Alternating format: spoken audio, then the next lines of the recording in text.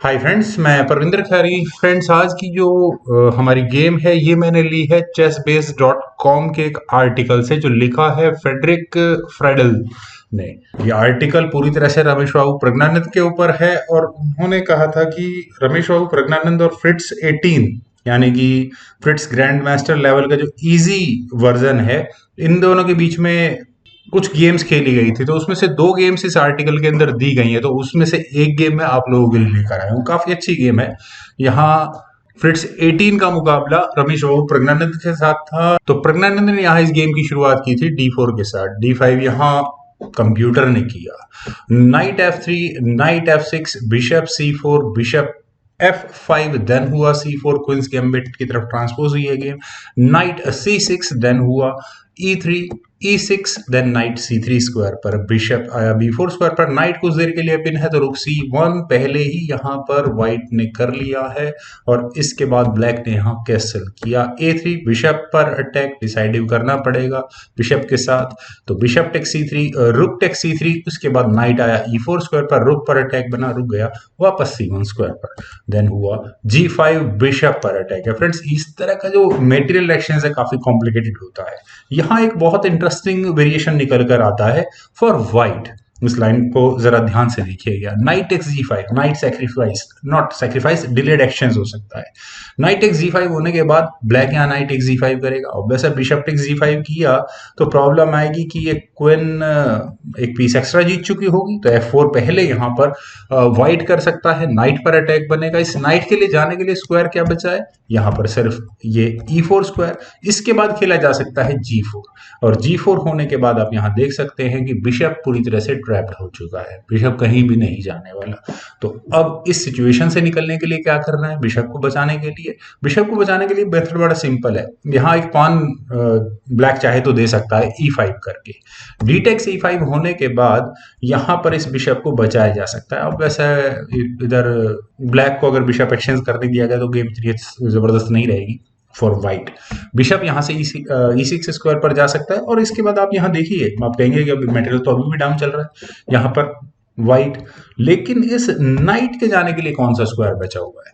यहाँ पहले होगा C टेक्स D5, और C टेक्स D5 होने के बाद बिशप पर अटैक बने, चलो bishop takes D5, queen takes D5, whatever it is, लेकिन नाइट अभी फंसा हुआ है, और उसे ट्रैप करने के लिए बस अब इस F1 को ही आगे पुश करना है, एंड दैट्स इट, गेम यहाँ खत्म। नाइट अपना मेटेरियल जो खोया था वो यहाँ व्हाइट को वापस मिल जाएगा। लेकिन फ्रेंड्स, बहुत कॉम्प्लिकेशन है, पता नहीं इतना लंबा वेरिएशन है, बीच में कुछ भी हो सकता है। यहाँ प्रज्ञानंद ने बिशप को G3 स्क्वायर पर लिया, देन हुआ H5, और ब्लैक ने यहाँ इस बिशप को ट्रैप करने की कोशिश की, लेकिन H3 ऑब्वियस है। नाइट E7, तो बिशप वापस H2 स्क्वायर पर ले लिया, देन हुआ C5, डी टेक्स C5, तो क्वीन से एक चेक आई, नाइट बीच में लगा इसकी डिफेंस के लिए, देन हुआ डी टेक्स C4। वैसे डायरेक्टली मेरे ख्याल से bishop takes C4 wasn't bad option, लेकिन F3, नाइट को यहाँ से हटाओ कुछ भी करके।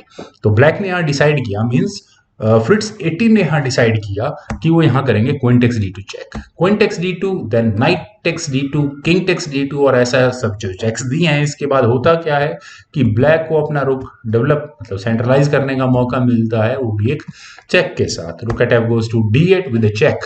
और अब दो ऑप्शन है, जो ऑप्शन मुझे ज्यादा बेटर लगी वो किंग को मूव करने की थी, लेकिन यहाँ खेला गया था बिशप D6, नाइट पर अटैक है, लेकिन प्रॉब्लम कुछ खास मुझे लगती नहीं है, क्योंकि बिशप फिलहाल पिन है, दैट्स ऑब्वियस।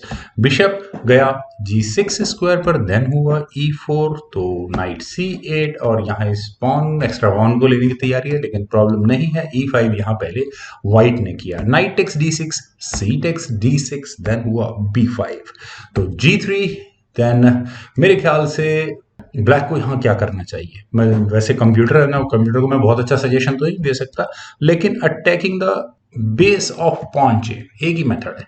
इस F पॉन को आगे पुश करके कुछ गेम प्ले किया जा सकता था। F6 was a better option. वैसे तो व्हाइट यहाँ F पॉन को भी, अपने भी F पॉन को आगे पुश कर देगा F4 स्क्वायर पर, देन उसके बाद ब्लैक H पॉन को आगे पुश कर देगा, और प्रॉब्लम हो सकती है। चलिए छोड़िए, देखते हैं वही जो गेम में हुआ था। यहाँ हुआ था रुक eight A goes to C8, और इसके बाद क्या होगा जो भी होगा देखेंगे। F4, देन हुआ H4, F takes G5, then bishop आया E4 स्क्वायर पर, रुक पर अटैक बना, रुक गया G1 स्क्वायर पर, देन क्या किया जाए, रुक C5 मुझे बहुत अच्छी ऑप्शन लग रही है। अब यहाँ देखिए इस पॉन को बचाने का कोई मेथड नहीं था ब्लैक के पास, लेकिन फ्रिट्स 18 इज फ्रिट्स 18, उसकी कैलकुलेशन ज्यादा शार्पर होगी। यहाँ पर ब्लैक ने H टेक्स G3 किया, रुक टेक्स G3 होने के बाद हुआ किंग G7 H4, और अब व्हाट अबाउट दिस रुक H8 मूव, यहाँ वही पॉन चेन के बेस को अटैक किया जाए, करना चाहिए था।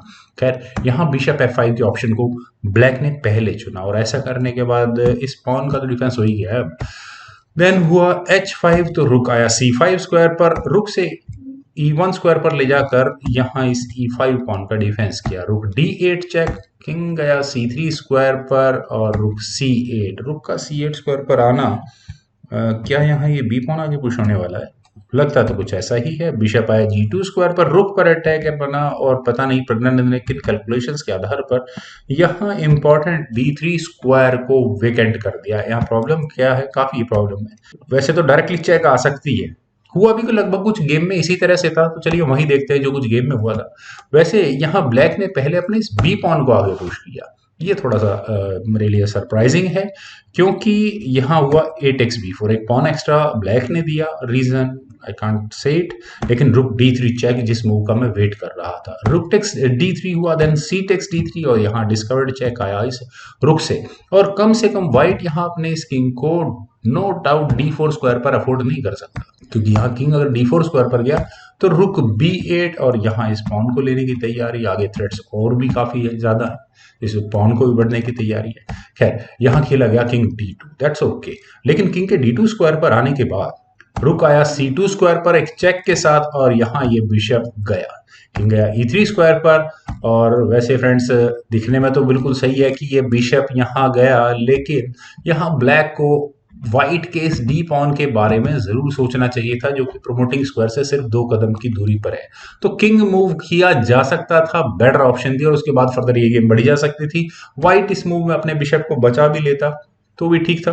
वेल यहाँ हुआ था रुक टेक्स G2, और यहाँ मेरे ख्याल से फ्रिट्स का ये मैं कहूंगा थोड़ा सा गलत मूव है, क्योंकि D7, और इस पॉन को रोकने का क्या कोई तरीका है, बहुत मुश्किल है, कोई भी तरीका नहीं है ब्लैक के पास कि किसी भी तरह से वो अपने किसी एक पीस को D फाइल में ले आए या उस पॉन को क्वीन बनने से रोके।